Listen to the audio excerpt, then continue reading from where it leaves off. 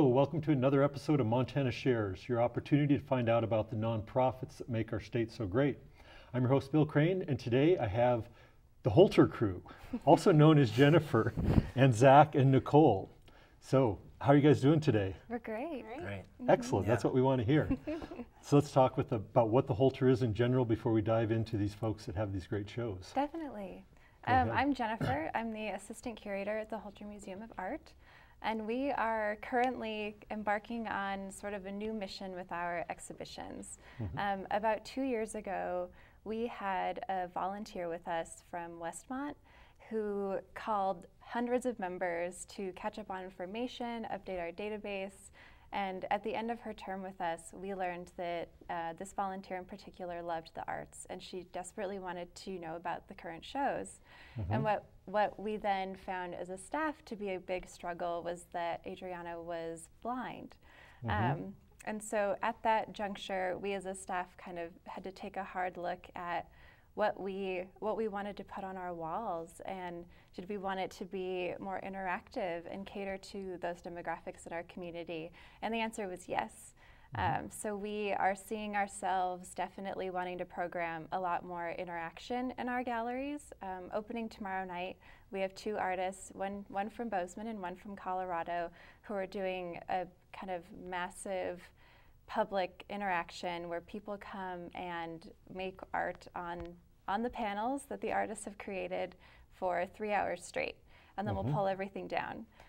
So we're doing a lot more interaction on the art side, where people can actually touch art and hear art and even make art alongside the artists that are showing with us.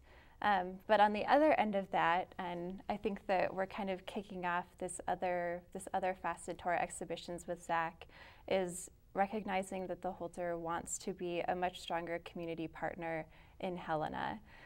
Zack is a photographer, and he shoots specifically homeless people, and we wanted to start that conversation among the Helena community. And taking that forward, we see a need in our community for having the arts be a part of that conversation when it comes to social impact and social programming. Great. Well, let's dive in, and then we'll come back and talk just a little bit more at the Holter about at the end. Zack, talk about what you do. So I specifically, like she said, I do work with homeless homeless people and gang members, mostly in Los Angeles and San Francisco.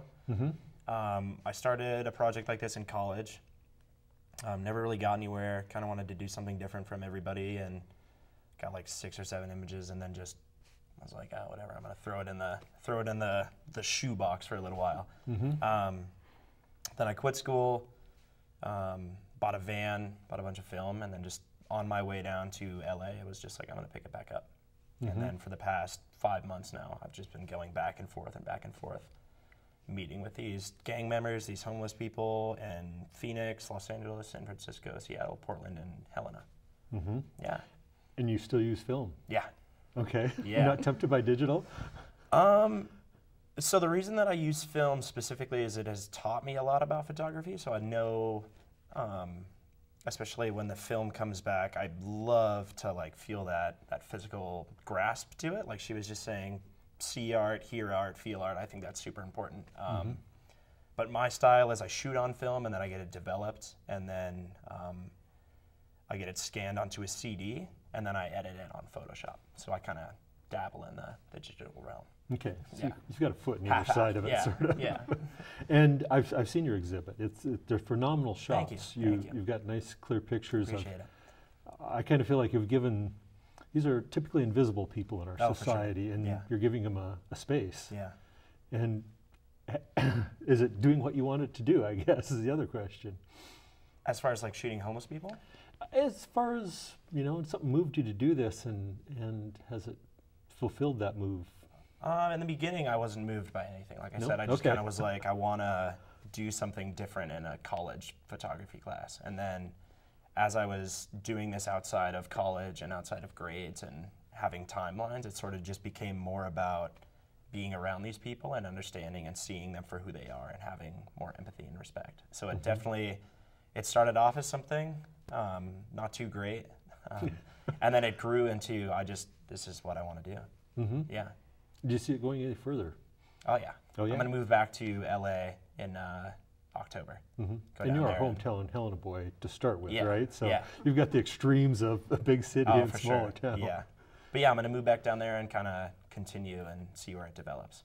Okay. Yeah. Great. Absolutely. It's a great show, so Thank I you. encourage people to go Really down and appreciate see it. it.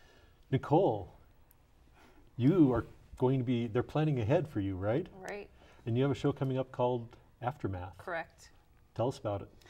So it is a show about the aftermath of suicide. So what we do is we talk to anyone who's been affected. So it could be themselves that struggle, someone they know that struggles, or someone that they've lost to suicide. They tell us their story, and I photograph them while they're talking. The inspiration came from my niece. She struggles. She had a suicide attempt a few times in the hospital and has since been diagnosed with bipolar disorder. And I think for me, for all of us, it was really hard to hear, being so young. And I felt very helpless. And I think this is my way doing this project to help. So we've had quite a few people respond.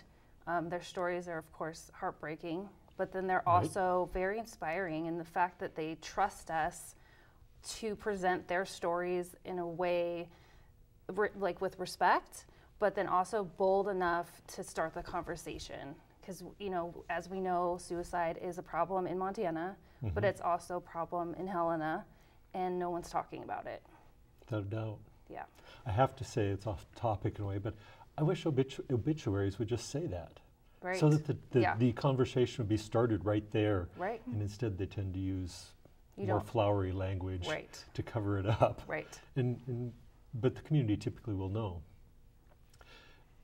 How are you going to be capturing the stories, or are you just capturing the faces, so to speak? But we do have a small questionnaire that we have everyone answer the same questions just to kind of see if there's any similarities, which there is.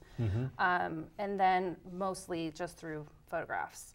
And you can see it. You can see the pain, and you can just see it.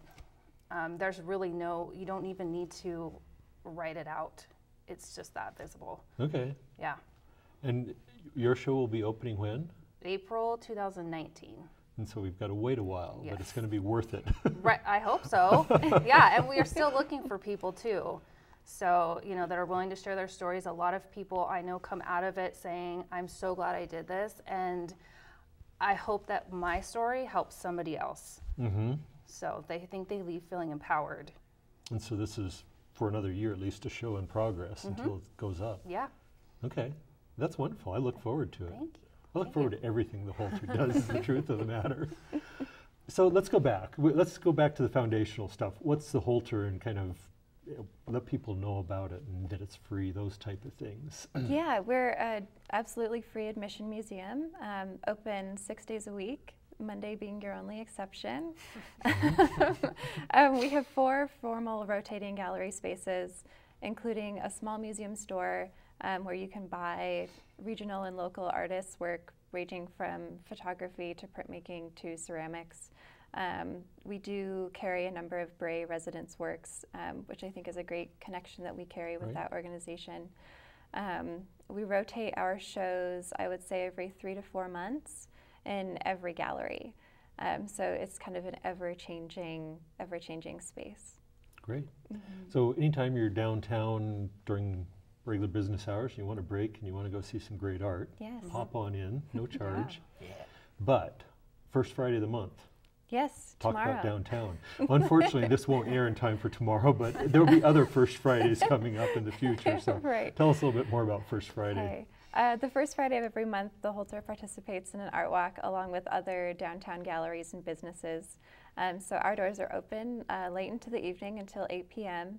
And as I mentioned earlier, we are starting to bring in more kind of interactive, intentional reception spaces for that experience for our guests. The cave being a perfect example of Yes. collaboration and multimedia Definitely. and everything. Too bad It's gone already, but I guess it was there for its time. Almost 6 months. 6 yeah. months, okay.